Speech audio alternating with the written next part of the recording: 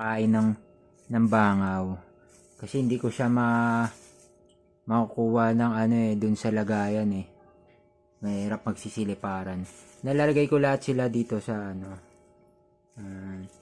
tapos kung sino yung umangat, yun yung kukuhanin ko. Ayan, dahan-dahan lang.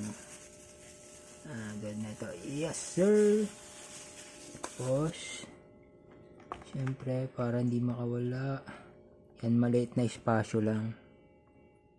Dahan-dahan lang. Pak. Yan, sa loob na siya. Bahala na yung dyan mag-hunt. Mas maganda kasi live feeding para yung hunting instinct nila hindi nawawala. Ayan. Okay? Ayun. Kaya nila yan. Bukas okay na sa kanila. Nakuha na nila yan. Ayan. Ito. Dami ka na napakain. Iba, tinatamad pa manghuli. Kasi pag ayaw ng hipon, pinapakain ko talaga buhay na langaw. May maarte kasing gagambe. Gusto nila, hinahunt nila eh. Ayaw nila ng hipon eh.